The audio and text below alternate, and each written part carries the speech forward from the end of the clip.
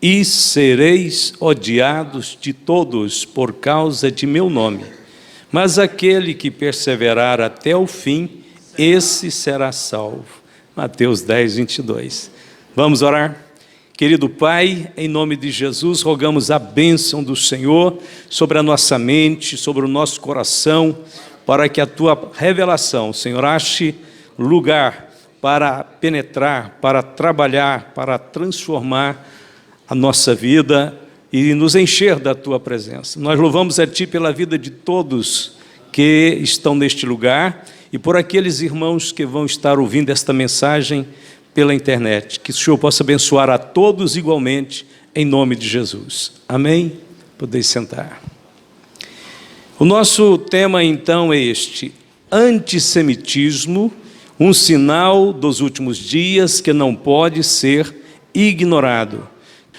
O que é o antissemitismo? Primeiro temos que entender que é um preconceito e é uma discriminação, e avança um pouquinho mais e chega ao ódio, e isso tudo contra judeus.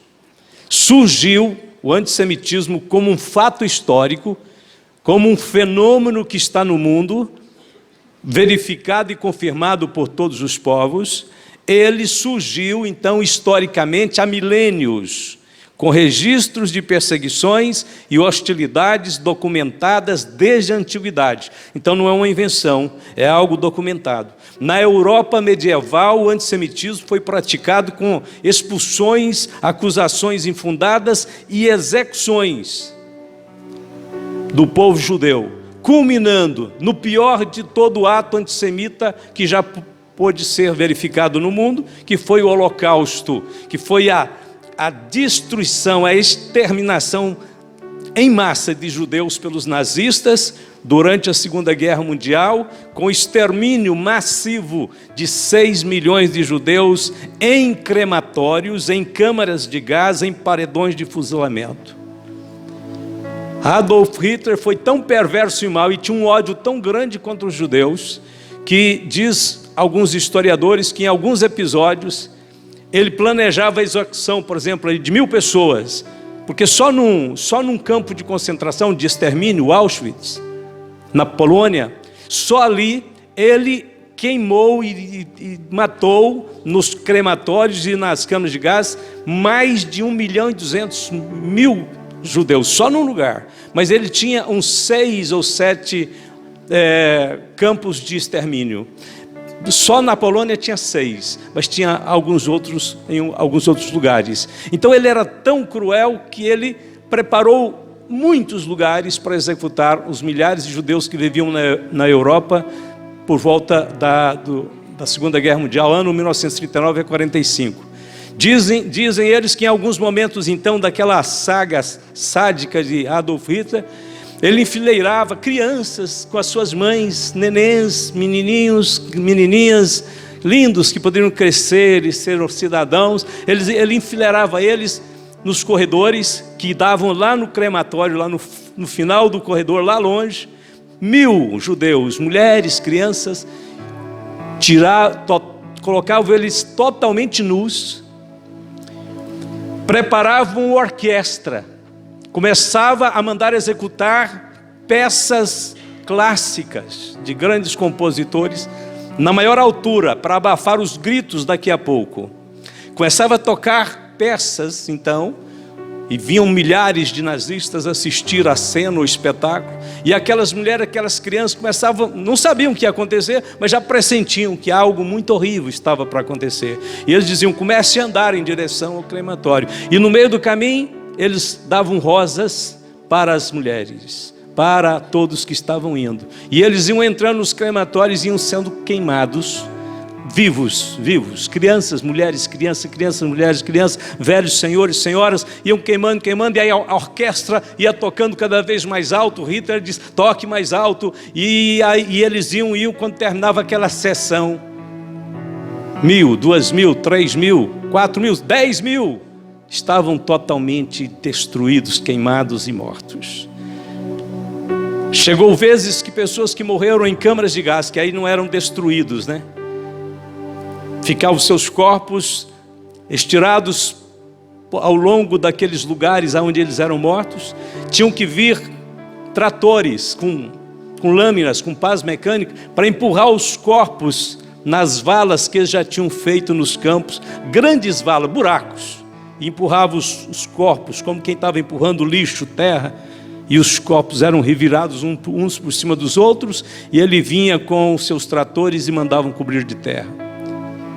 Final de todo esse processo, 6 milhões, irmãos, de judeus que não fizeram nada, nunca fizeram um levante, nunca criaram uma complicação, eram geradores de riquezas, eram cidadãos prósperos. Aliás, foi por isso mesmo que eles ficaram mais odiando os judeus, que eles eram prósperos.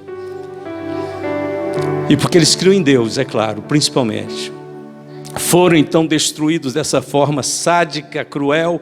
Então isto é o antissemitismo, ódio infundado e cruel contra os judeus. O antissemitismo hoje está recrudescendo em todo o mundo. Nações inteiras do mundo árabe têm declarado ódio contra Israel. Por séculos o Irã defende o seguinte slogan: morte a Israel. Além de fazer constante guerra contra Israel, o Irã também financia grupos terroristas como do Hamas, do Hezbollah, para espalhar o terror contra a população israelense. Atualmente tem havido manifestações pró-palestinos, antissemitas, nos Estados Unidos, na Europa, no Oriente Médio, nos países da África e até mesmo no Brasil. Recentemente, o nosso presidente vestiu um lenço palestino chamado Kefié, no qual estava escrito em árabe: Jerusalém é nossa, nós estamos chegando. A frase é usada para defender a tomada do controle da cidade de Jerusalém pelos palestinos. Grupos extremistas como o do Hamas usam essa frase como forma de pedir a extinção do Estado de Israel. Entre os israelenses, essa frase é vista como a apologia a atos de violência contra o seu país. Israel considera Jerusalém indivisível e estabeleceu sedes governamentais com a Suprema Corte israelense, o Knesset, parlamento do país ali, e também a residência oficial do presidente de Israel está ali. A imagem, a foto de Lula com o lenço foi registrada em visita a Santa Catarina do dia 9 agora de agosto, onde o presidente encontrou-se com representantes do Comitê Catarinense Kader Muhammad Ahmad Othman, que milita contra Israel. O presidente aceitou passivamente que colocassem sobre ele aquela faixa com os dizeres: Jerusalém é nossa e estamos chegando. A imagem foi publicada no Instagram do comitê no dia 23 agora de agosto, então não tem erro. Segundo especialistas em história e profecias, o presidente do Brasil encontra-se na contramão da revelação bíblica e o pior, está querendo arrastar com ele todo o país, que tem suas tradições religiosas baseadas no legado judaico-cristão. O presidente de nosso país desconhece a importância de Israel dentro dos planos eternos de Deus. Talvez um dia alguém tenha acesso e coragem para chegar diante dele e dizer para ele: Sua Excelência, o senhor sabia que a Bíblia não fala nenhuma vez diretamente a respeito do Brasil? Nem a respeito dos Estados Unidos? E muito menos a respeito da China? Nenhuma vez? O senhor sabia, por outro lado, que a Bíblia fala diretamente da nação de Israel cerca de 2.540 vezes em suas páginas? Na revelação bíblica, o Brasil não é tão relevante para Deus, nem Estados Unidos, nem China, mas Israel é. Israel é o cerne da profecia. Israel é o centro das operações divinas no planeta Terra e talvez no universo. Israel está no centro do plano de Deus. É impossível ignorar Israel e é impossível ficar neutro contra a causa de Israel. Nós vamos ver cada vez mais um mundo polarizado, em que uma minoria, um grupo bem pequeno, fica ao lado de Israel, e a maioria ficará lá do lado dos inimigos de Israel. O que todo mundo precisa saber sobre Israel, com respeito então a este momento tão importante na história da humanidade, os últimos dias. O que a igreja tem que fazer, o que os pregadores têm que pregar, o que os mestres têm que ensinar. Primeiro, é preciso ensinar, é preciso pregar, é preciso conscientizar o mundo de que Israel foi feito por Deus, o depositário de sua revelação escrita para a humanidade.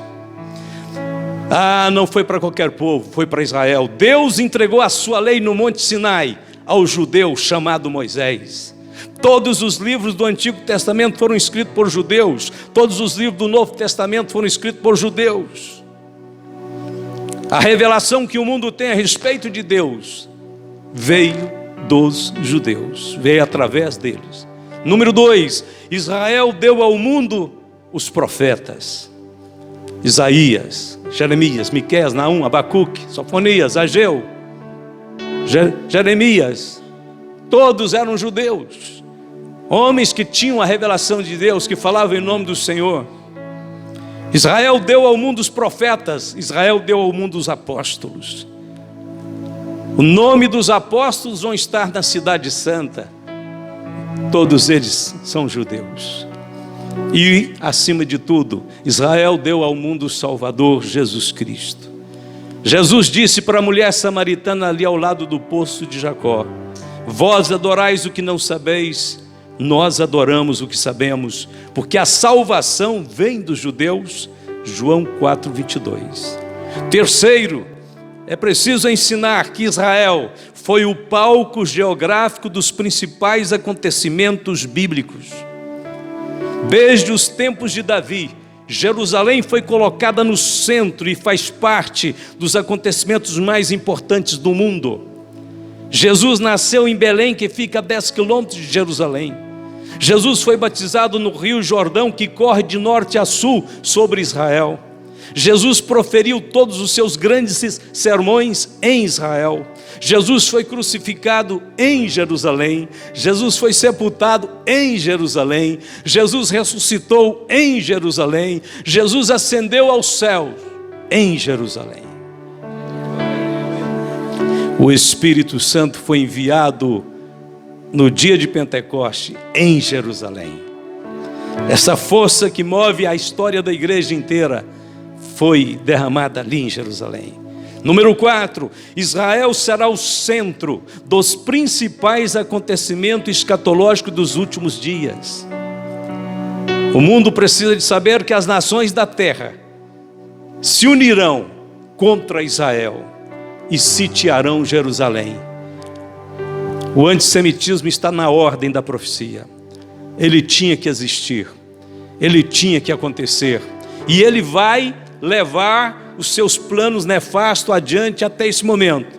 Zacarias 12, verso 2, o profeta diz: eis que porei Jerusalém como um copo de tremor para todos os povos em redor, e também para Judá, quando do cerco contra Jerusalém.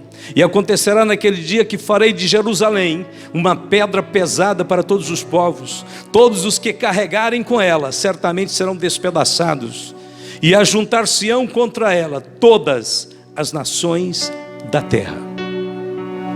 Todo mundo precisa saber que há um espírito maligno tentando arregimentar os reis da terra contra Israel. Esse ódio, ele parte do inferno, porque Israel é tudo isso que nós estamos falando. E esse intento maligno vai ter sucesso, a ponto de que o profeta viu todas as nações representadas com exércitos ao redor de Jerusalém para destruir todos os judeus. Número 5, Jesus voltará pessoalmente a este mundo, tocando os pés no Monte das Oliveiras, que está defronte à cidade velha de Jerusalém. A Bíblia diz, se ele subiu aos céus, lá do Monte das Oliveiras, naquele dia quando ele subia, 2 varões, 2 anjos, vestidos de branco. Provavelmente eram os mesmos anjos que estavam no sepulcro no evento da ressurreição, provavelmente. Aqueles anjos então descem, Jesus está subindo, eles aparecem e diz: vocês estão olhando para o céu, por quê? Vocês não sabem? Esse mesmo Jesus que dentre vós foi recebido em cima, há de voltar, assim como vocês o viram subir. De onde Jesus estava subindo? Do Monte das Oliveiras. Do mesmo jeito ele voltará. Ezequiel teve a visão da glória de Deus que saía de Jerusalém e ia para o Monte das Oliveiras, e dali ela desaparecia. Depois Ezequiel teve a visão da glória de Deus que voltava, vinda do Monte das Oliveiras, entrando na cidade de Jerusalém pelo portão oriental, pela porta dourada que está selada. Eu creio que quem vai trazer essa glória de volta é Jesus Cristo. No decorrer dos tempos, Jerusalém foi dominada por povos vários, inclusive por muitos muçulmanos.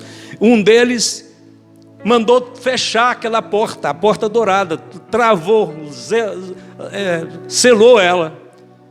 E para que não tivesse o risco de algum judeu meio maluco aparecer por ali dizendo que era o Messias e que tinha que derrubar a porta para entrar por lá, ele fez um cemitério por lado de fora de Jerusalém, diante da porta. Por quê? Porque judeus não fazem nada sagrado, não prestam nenhum movimento sagrado se passarem por um cemitério. Eles têm que passar por purificações, por banho, uma série de coisas. Então eles vão colocar logo um cemitério aqui, porque isso aqui vai ser mais uma barreira. Eu não sei, Jesus tem sua maneira de purificar todas as coisas. Aliás, ele soube purificar a nossa vida, então ele pode purificar qualquer coisa. A Bíblia diz que quando ele voltar dos céus, então ele vai pisar no Monte das Oliveiras, vai atravessar o Vale do Cedron, vai subir a encosta do monte onde Jerusalém, o Monte Moriá, onde Jerusalém está edificada, vai purificar aquele local daquele cemitério, vai abrir a porta dourada, e ele mesmo será a glória de Deus retornando para Jerusalém. Isso vai acontecer agora nos últimos dias. Vamos dar uma lida, Zacarias 14, verso 2. Porque eu ajuntarei todas as nações para a peleja contra Jerusalém, e a cidade será tomada, e as casas serão saqueadas, e as mulheres forçadas. Ou seja, tem muita dor e sofrimento para os judeus no cenário profético. A metade da cidade sairá para o cativeiro, mas o resto do povo não será expulso da cidade. E o Senhor sairá e pelejará contra estas nações como pelejou no dia da batalha.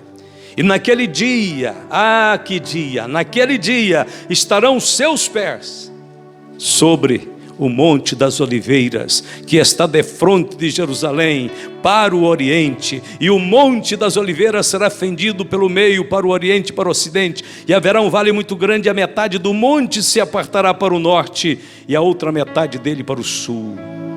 A volta de Jesus Cristo, além de triunfante, gloriosa, cheia de resplendor, também mudará a geografia da cidade e da terra de Jerusalém, da terra de Israel.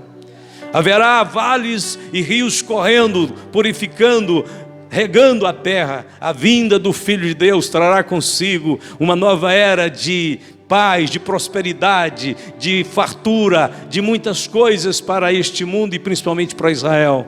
Ora vem, Senhor Jesus. Número 6, Jesus reinará neste mundo, tendo a sua capital global na cidade terrestre de Jerusalém. Há poucos dias atrás nós vimos aí as imagens das Olimpíadas em Paris, na França. E então foi mostrado toda a glória da França, de Paris, como a nação mais turística, mais visitada, mais apreciada do mundo. Muito embora nos subterrâneos de Paris está cheio de ratos. E eles ainda têm o atrevimento de dizer que Paris é a cidade das luzes. Cidade das luzes vai ser a Jerusalém gloriosa do Senhor, onde não vai ter ratazanas e nem subterrâneos sujos, imundos, como tem em Paris, como tem em Nova York, como tem em Tóquio, como em toda a cidade do mundo, estão infestadas de sujeira e impureza. Só por fora que parece bonito, por dentro está imundo. Então a Bíblia diz: o Senhor reinará neste mundo, e a sua capital global governará o mundo, será na terrestre, Jerusalém terrestre. Isaías 24, 23, então a lua se confundirá, e o sol se envergonhará, pois o Senhor dos exércitos reinará no monte Sião e em Jerusalém, e perante os seus anciãos manifestará a sua glória. Prepare Jerusalém. É por isso que os irmãos cristãos, pastores, as pessoas que amam a Deus gostam de ir em Jerusalém. Gostam de caminhar naquelas ruas de pedra, aqueles becos, aqueles lugares. Ali vai ser transformada, a glória do Senhor encherá aquele lugar. Quer ou não, ali está destinado, separado, preparado para esses eventos. Os profetas já falaram, a profecia do Senhor é verdadeira, vai se cumprir. Número 7. A cidade celestial, agora estou falando lá do céu, a cidade celestial, a Nova Jerusalém, a capital espiritual, nós falamos da terrestre, agora a espiritual, do universo, descerá do céu sobre a Jerusalém terrestre, onde o governo de Cristo vai estar. E esta Jerusalém celestial, descendo do céu, vai parar em alguns quilômetros de altura, não pode ser muito perto, porque ela é muito imensa, senão a tampa tudo escurece. Não escurece porque ela vai brilhar, né? Ela vai oferecer luz para a terra.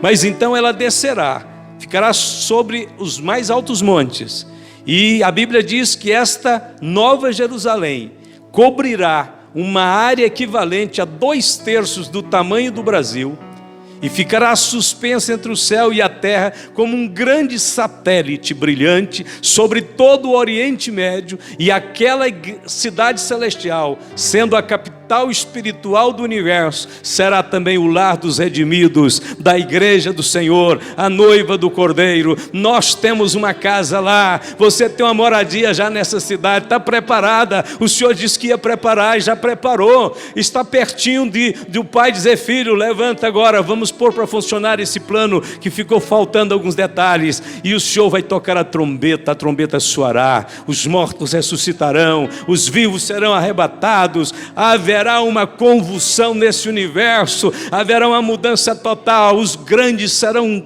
pequenos, os pequenos serão grandes.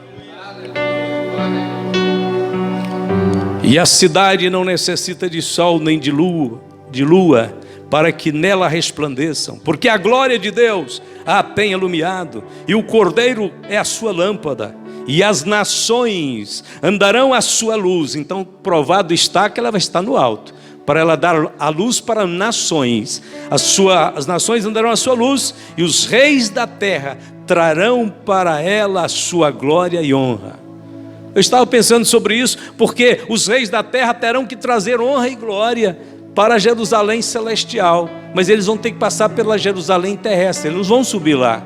Eles terão que deixar os seus tesouros, suas riquezas, tudo que manifesta a glória de Deus, a grandeza de Deus, o louvor, eles vão ter que trazer para Jerusalém terrestre. E a Jerusalém terrestre, o Senhor Jesus, como o rei da terra, vai arrumar uma forma de mandar aquilo para cima, para a gente ver aqueles materiais. Porque vai chegar lá também não vai resolver nada. Ao que chegar o mais rico dos tesouros da terra, nós vamos olhar: espera aí, Senhor, aqui até as pedras são de ouro e cristal, não vai somar muita coisa, não. Deixa os reis achar que fizeram alguma coisa. Pelo menos estão tentando agradar a Deus. Número 8, eu acho que está terminando. O mundo inteiro enviará seus representantes a Jerusalém para receber as leis de Cristo. Miqueias 4, verso 2. Irão muitas nações e dirão: vinde e subamos ao monte do Senhor e à casa do Deus de Jacó, para que nos ensine os seus caminhos e nós andemos pelas suas veredas, porque de Sião sairá a lei e a palavra do Senhor de Jerusalém. Jerusalém será o centro teológico do governo de Cristo. Os grandes mestres da igreja e também de Israel, que convertidos a Deus agora, em servos de Deus, se tornarão mestres das nações. A lei do Senhor sairá dali. Isso significa que comissões, que grupos de mestres sairão pelo mundo inteiro, ensinando a palavra de Cristo a todas as nações que restarem sobre a terra. A lei do Senhor sairá de lá, de Jerusalém. Eles buscarão, eles pedirão, mande para cá os ensinadores, os mestres. Nós queremos aprender a respeito do Senhor. Eles terão entrado no governo de Cristo, mas sem saber quase nada, apenas por um ato do coração no momento da conversão. E aí começa todo o início, discipulado, treinamentos. Glória a Deus, da palavra do Senhor vai então fluir de Jerusalém para o mundo. 9, Jerusalém será exaltada sobre a terra. Isaías 60, verso 1, levanta-te, falando para Jerusalém, levanta-te, resplandece, porque já vem a tua luz, e a glória do Senhor vai nascendo sobre ti, porque eis que as trevas cobriram a terra, isso aqui falando da grande tribulação, a escuridão os povos, mas sobre ti o Senhor virá surgindo, e a sua glória se verá sobre ti. Isaías 63, e as nações caminharão à tua luz, combinando com Miqueias, e os reis ao resplendor que te nasceu. Isaías 60, 14, também virão a ti, inclinando-se os filhos dos que te oprimiam. Muitos filhos de muçulmanos vão converter, vão reconhecer Jerusalém, o Senhor Jesus, vão reconhecer a liderança dos judeus, vão reconhecer a primazia dos judeus, vão reconhecer Jerusalém como a capital indivisível e única daquela fé monoteísta que o Senhor revelou no Monte Sinai. Os vossos filhos, muitos de vossos filhos, dos que te oprimiam, prostrar-se-ão à planta dos teus pés, todos os que te desprezaram, e chamar-te-ão a cidade do Senhor, a Sião do Santo de Israel.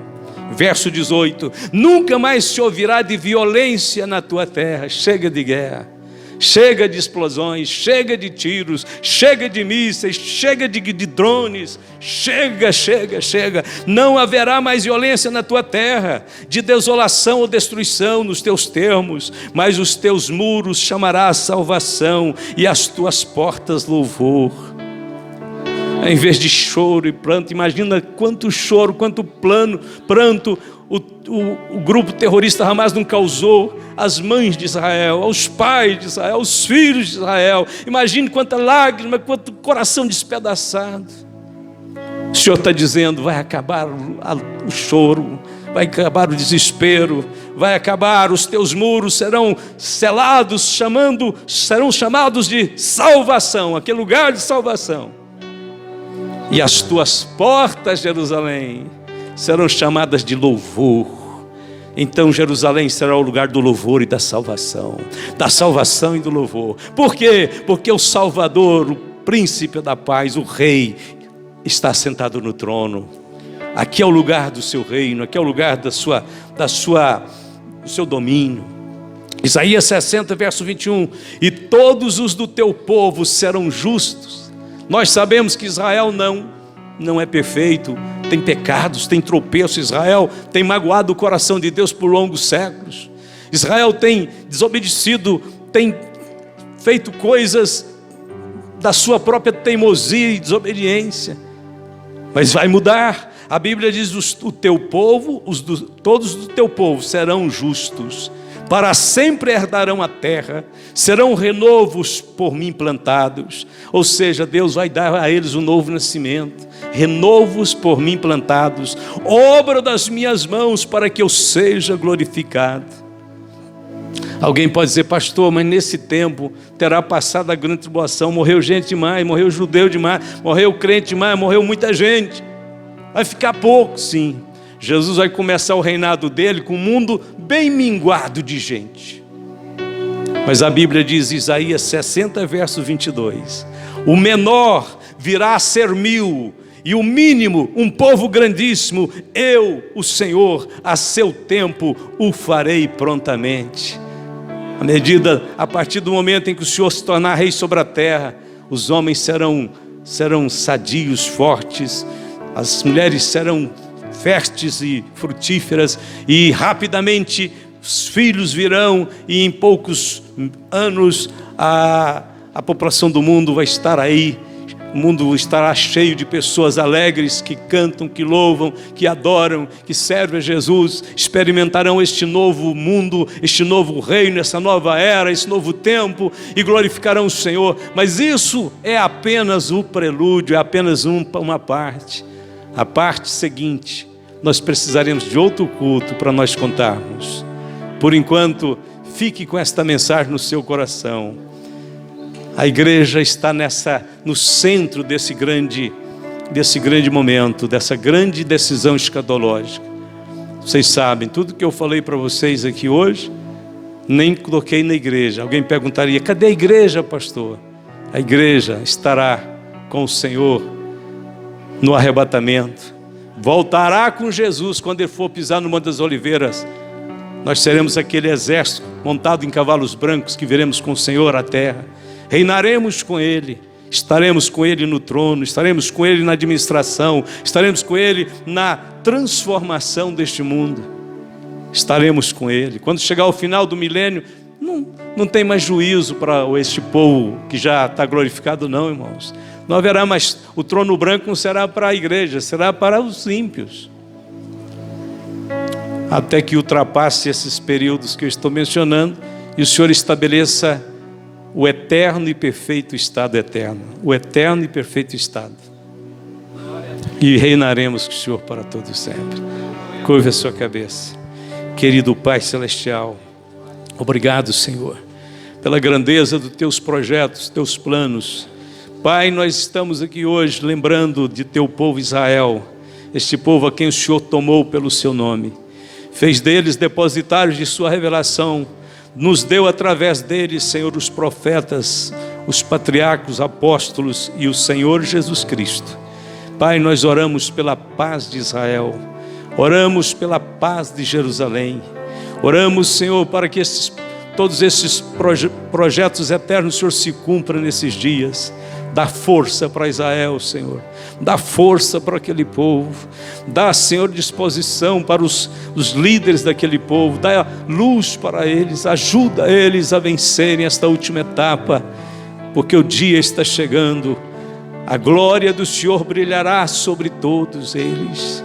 Pai, nós te louvamos por fazer parte da tua igreja. Como parte dessa igreja já estamos, Senhor, plenamente seguros de que estaremos com o Senhor brevemente. E só estaremos, Senhor, vendo descortinar de todos esses eventos do lado do Senhor, da Nova Jerusalém, da glória celestial. Queremos, Senhor, perseverar nesses dias, pregando a Tua palavra, sendo fiéis, amando o Senhor de todo o nosso coração. Obrigado porque o Senhor já preparou o caminho, o Senhor já planou essa estrada, o Senhor já fez veredas retas para os nossos pés. Não tem como errar. O Senhor é o caminho, a verdade e a vida. No Senhor encontramos segurança e paz e vitória. Abençoe todos os nossos queridos irmãos, que essa alegria, essa paz invada cada coração, que o poder de Deus vai ao encontro agora dos necessitados, dos enfermos, dos abatidos, vai fazendo fluir a vitória, Senhor, vai restaurando as forças, vai curando, Senhor, vai abençoando, que vidas sejam tocadas pelo Senhor, que pessoas sejam libertas, almas sejam salvas, haja um avivamento, Senhor, de salvação, de libertação, de milagres nesses dias, para que o nome de Jesus seja ainda mais glorificado e exaltado. Obrigado, Pai Santo, nós te adoramos em Cristo Jesus.